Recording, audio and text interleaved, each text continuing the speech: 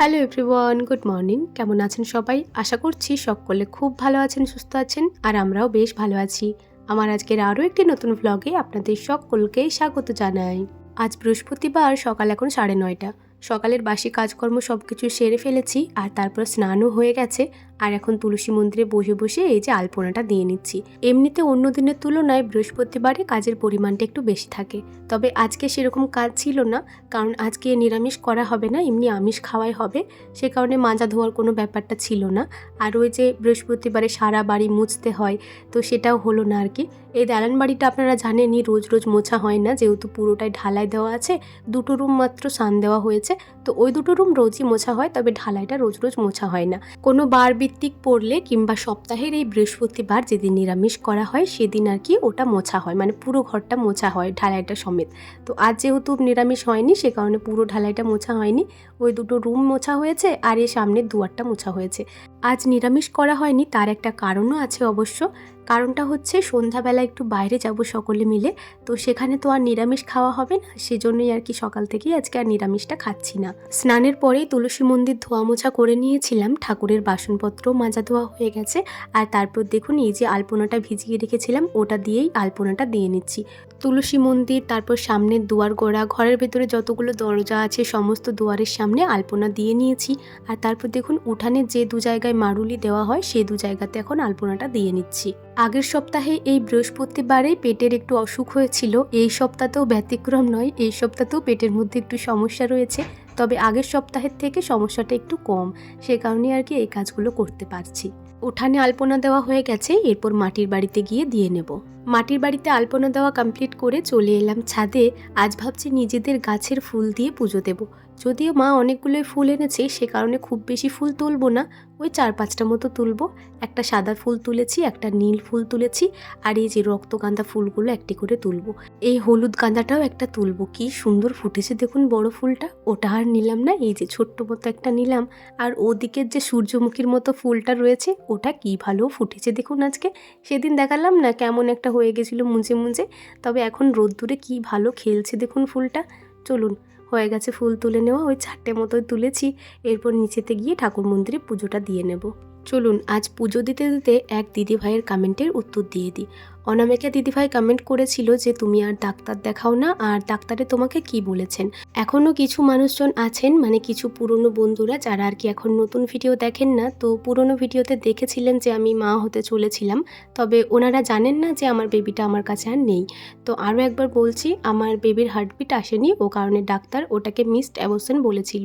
আর যেহেতু আমার 2.5 মাস পার হয়ে গেছিলো, সে কারণে কোনো রকম মেডিকেল পদ্ধতিতে আমি অ্যাবর্শন করাইনি, সার্জিক্যাল পদ্ধতিতেই আমি অ্যাবর্শনটা করিয়েছিলাম। আর অ্যাবর্শন করানোর পর ডাক্তার আমাকে বেশ কিছু ব্লাড রিপোর্ট দিয়েছিল, তো ওই ব্লাড রিপোর্টগুলোও করিয়েছিলাম, যেগুলো দেখে ডাক্তার বলেছিল যে কোনো রকম প্রবলেম তোমার নেই, তুমি একটু ভিটামিন ট্যাবলেট আরে খাও। তো ভিটামিন ট্যাবলেট যেগুলো আমি এখন খাচ্ছি। আর আমি ওই ডাক্তার ছাড়াও আরও একটা ডাক্তার দেখিয়েছিলাম, উনিও সেম কথাই বলেছিলেন। আর উনি আমাকে এটাও বলেছিলেন যে তুমি এখন বেবি নেওয়ার প্ল্যানিং করো না, মিনিমাম 6 মাস গ্যাপ দাও। তো ওই বেবি না আসার জন্য একটা ট্যাবলেট দিয়েছে, যেটাও আমি খাচ্ছি রোজ রাত্রে। তো সে কারণে আর কি এখন আমি কোনো রকম বেবি প্ল্যানিং করছি না। জানি না ভগবান পরবর্তীতে আমার কপালে কি লিখে রেখেছে, তবে যখনই নেব, ভগবানের ইচ্ছায় যখন দেবেন তখনই নেব। তবে মিনিমাম এখন 6 মাস চাইছি বেবিটা না নিতে। আর কারেন্ট আমি কোনো রকম ডাক্তার দেখাচ্ছি না। বাবার বাড়ি থেকে আসার আগে তখন আমি ডাক্তার দেখিয়েছিলাম, মানে যেদিন আমি বাড়ি ফিরলাম তার আগের দিন আমি ডাক্তার দেখিয়েছিলাম। তো সেদিনই ডাক্তার দেখানো হয়েছিল, আর সেরকম কোনো ডাক্তার দেখানো হয়নি। আমি জিজ্ঞাসা করেছিলাম যে আর আসতে হবে কি না, তবে উনি বলেছিলেন যে না, তোমাকে আর আসতে হবে না, তোমার যখন 6 মাস পূর্ণ হবে তখন তুমি বেবি প্ল্যানিং করবে, কনসিভ করতে পারলে আমার কাছে আসবে, তখন তোমাকে কিছু রিপোর্ট দেবো। তো সে কারণে এখন আর ডাক্তার দেখাতে যাচ্ছি না। যাই হোক, অনেক কথাই বলে ফেললাম। এদিকে দেখুন আমার পুজো দেওয়া হয়ে গেছে, মুড়ি খাবার দাবার খেয়ে নিয়েছি, বাসনপত্র ধুয়ে ওই বাড়িতে রেখে এলাম। এই যে 2টো মতো নারকেল এনেছে মা, আজকের দিনে আমাদের বাড়িতে পিঠে বানাতে হয়, তো সেই পিঠে বানানো হবে এই 2টো নারকেল দিয়ে। সন্ধ্যা 7টা মতো বাজে এখন। দুপুর থেকে আর কোনো রকম ভিডিও শ্যুট করা হয়নি।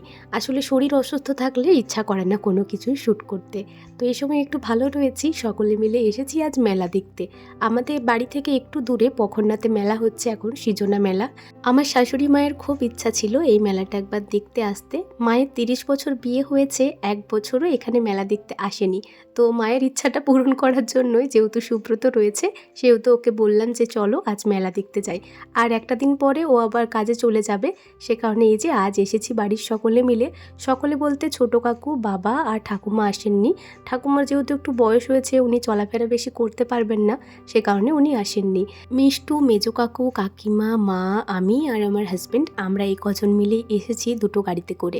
তো এই যে মিষ্টুকে প্রথমেই আসতে না আসতে একটা খেলনাতে চাপিয়ে দিলাম, ও ওদিকে চাপছে আর আমি আমার হাজব্যান্ডকে বলছি এটাতে চাপার আমার খুব ইচ্ছা ছোটোর থেকেই।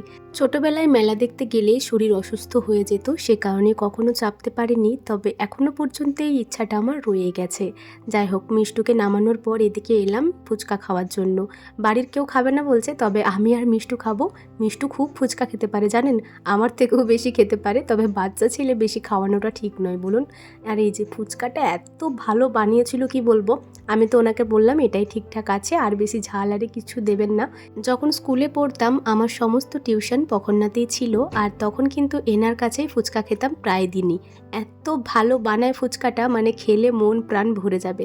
বেশ অনেক কটাই খেলাম, আর তারপর দেখুন এখন ঝাল মুখ নিয়ে এদিক সেদিক ঘুরে বেড়াচ্ছি। পখরনাতে টিউশন হওয়ায় এই সৃজনা মেলাটা আমি বেশ কয়েকবারই দেখেছি, মানে টিউশন আসার সময় রোজই দেখতাম। আমি মোটামুটি জানি কোন দিকে কি দোকান আছে না আছে, তো মাকে সেটাই ঘুরিয়ে ঘুরিয়ে দেখাচ্ছি। আর এই যে মেলা ঘুরতে ঘুরতে একটা কাংড়ার দোকানে দাঁড়ালাম, এখান থেকে বেশ কয়েকটা কাংড়া নিয়ে নিয়েছি আর ফুল গার্ডারও নিয়েছি, যেটা বাড়িতে গিয়ে ভালো করে আপনাদেরকে দেখাবো। আমার এবং আমার শাশুড়ি মায়ের একটা পছন্দের খাবার আছে, ওটা হচ্ছে ঘুগনি ডিম সেদ্ধ। তো মা ওদিকে ঘুগনি ডিম সেদ্ধ খাচ্ছে, তবে আজকে আমি শুধু ডিম সেদ্ধই খেলাম, কারণ ঘুগনিটা খাওয়ার খুব একটা ইচ্ছা ছিল না আজ। তারপর এই যে চলে এলাম সুব্রত এদিকে কী খাচ্ছিল জানো, এটা ভেজিটেবল চপ। তো ও বললো দেখো একটু খেয়ে, সত্যি বেশ ভালো ছিল। তো আমি বললাম হ্যাঁ ভালোই লাগছে, মাকে একটু দাও। মা তো খাবো না করছিল, তো ও এই যে জোর করে একটু মতো দিল। বলছে মা কেমন লাগছে না, বলছে না না খুব একটা ভালো লাগেনি আমার। তো আমি সে নিয়েই হাসছিলাম যে মায়ের এসব পছন্দ হবে না। তো যাই হোক, আমার কিন্তু ভেজিটেবল চপটা বেশ ভালো লেগেছিল, তাই বললাম আমাকে আরেকটু মতো দাও, আর বললাম যে আমাকে একটা চিকেন পকোড়া খাওয়াও। তো এই যে ও আবার একটা চিকেন পকোড়া বললো, তো আমাকে দিল।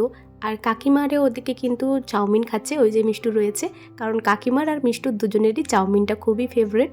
এনার দোকানের সব কিছুই কিন্তু বেশ ভালোই খেতে ছিল, যেহেতু ইনি পার্মানেন্ট দোকান করেন সে কারণেই এত টেস্টে। আর এই যে চিকেন পকোড়াটাও একটু খেয়ে দেখলাম, ভাবিনি যে এতটা ভালো হবে। সত্যি বলতে পখরনার এই ফাস্টফুড খাবার দাবার বরাবরই আমার খুবই পছন্দের, আর সে কারণে মেলাতে যে বড় বড় দোকানগুলো বসেছে ওগুলোতে না খেয়ে এই যে পার্মানেন্ট যে ঠেলা গাড়িগুলো আছে ওগুলোতেই খাচ্ছি। সত্যি ভীষণ ভালো ছিল, এখনও আবার জিভে জল আসছে জানেন। যাই হোক, এখন বাড়ি ফিরবো। সুব্রত ওদিকে গেল গাড়িটা আনতে, আর মা এদিকে এলো, এদিকে যে সাধু আরে এসেছে আর তারপর কীর্তন হচ্ছে ওটা একটু দেখার জন্য। বিয়ের এত বছর পরে মায়ের যে ছোট্ট ইচ্ছাটা আমি পূরণ করতে পারলাম, এতে করে আমার বেশ ভালো লাগছে। মায়ের আরও একটা ইচ্ছা আছে, যেটাও দেখা যাক কখন কি পূরণ করতে পারি, যখন পূরণ করতে পারবো তখন বলবো। এই যে এ গাড়ি নিয়ে চলে এসছে, ওদিকে মাকে বললাম মা দেখবেন কি আর একটু কীর্তন, মা বলছে না না চলো এরপর বাড়ি যাই। তাহলে চলুন বাড়ি গিয়ে দেখা হচ্ছে। 9টার সময় আমরা বাড়ি এলাম, এখন ওই 9:30 মতো বাজে। সুব্রত, মা ওরা গেল ওইধারের বাড়ি, খাওয়া দাওয়া করবে হয়তো, আমি তো আর কিছু খাবো না। যখন আমরা এলাম তখন দেখছি বাবা, ঠাকুমা, ছোটো কাকু ওরা খাচ্ছিল, তো ওনাদের খাওয়া হয়ে গেছে। আর কি বলবো, আমি তো কিছু খাবো না, এরপর ব্রাশ করবো। একটুক্ষণ বসেছিলাম, খুবই ঘুম পাচ্ছে, খুবই ক্লান্ত লাগছে। একটা দিন যদি রাত জেগে নিই তাহলে তার পরের দিন সারাটা দিনই আমার ঘুম পায়, তো সেরকমই আজকে দুপুরবেলা ঘুমিয়েছি, তাও আমার ঘুম পাচ্ছে। যাই হোক, এরপর দেখি ভিডিও এডিট যদি করতে পারি তাহলে একটু মতো করবো। আজকে অবশ্য ভিডিও সেরকম শ্যুটও করিনি, ওই যতটুকু শ্যুট করেছি ততটুকুই আপনাদের সাথে শেয়ার করব। চলুন কী কী এনেছি সেটা একবার দেখিয়ে দিই, তারপর ভিডিওটা এডিট করছি।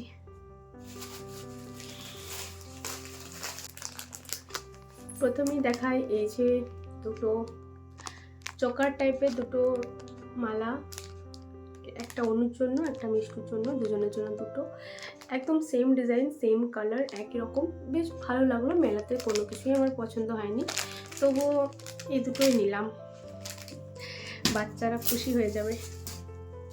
আর এই যে মা নিল এই ফুল কাটারটা,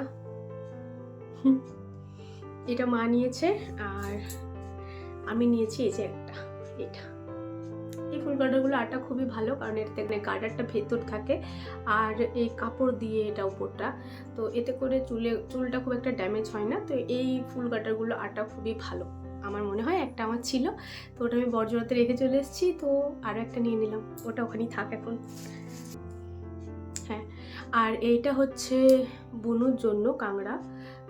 যখন মেলা যাচ্ছিলাম তখন সুব্রত বুনুকে ফোন করেছিল যে আমরা মেলা দেখতে যাচ্ছি, তো ও তো বলছে যে আমি কখনো যাইনি, তুই আমাকে নিয়ে যাসনিস, আমার জন্য কিছু একটা নিয়ে আসবি। তো ওকে বলেছে কাংড়া নিয়ে আসতে, তো কাংড়া এই যে এটা নিয়ে এসছি, বুনু দেখে নাও, বুনু তো ভিডিওটা দেখবে। এটা তোমার জন্য। আর এটা হচ্ছে কাকিমার জন্য, এটা কাকিমা নিয়েছে। আর মায়ের জন্য একটা নিয়ে আসা হয়েছে, এই যে মায়ের জন্য একটা কাংড়া, একই রকম, এই তিনটে কাংড়া একই রকম, কালারগুলো শুধু একটু একটু আলাদা, তবে দেখতে তিনটেই খুবই ভালো লাগছে। আর আমি নিয়েছি আমার জন্য এই যে একটা কাংড়া। আমার এমনি ছোটো ছোটো তো আছেই, সেই বর্জরা মেলাতে দুটো মতো কিনেছিলাম, তো ওটা ওখানেই রেখে চলে এসেছি। তো এটা নিলাম একটু বড় মতো, এমনিতেই চুলটা আমার ছোটো হতে এটা বেশ ভালোভাবে আটা যাবে, তো সে কারণে এটা নিয়েছি। কেমন হয়েছে জানাবেন। চলুন, এই কটাই জিনিসপত্র নিয়েছি, আর খেয়েছি কী সেটা তো আপনাদেরকে দেখালামই। তাহলে আজকের ভিডিওটা এই পর্যন্তই। ভিডিওটি কেমন লাগলো অবশ্যই কমেন্টে জানাবেন, ভালো লাগলে একটি লাইক করে দেবেন এবং সাবস্ক্রাইব করে আমার ছোট্ট চ্যানেলটির পাশে থাকবেন। সবাই ভালো থাকবেন, সুস্থ থাকবেন, সাবধানে থাকবেন। দেখা হবে খুব শীঘ্রই পরের কোনো একটি ব্লগে। ততক্ষণের জন্য সবাই ভালো থাকুন, সুস্থ থাকুন, সাবধানে থাকুন, আর সকলের পরিবারকে নিয়ে ভালো থাকুন। টাটা। আর হ্যাঁ, সকলকে শুভরাত্রি।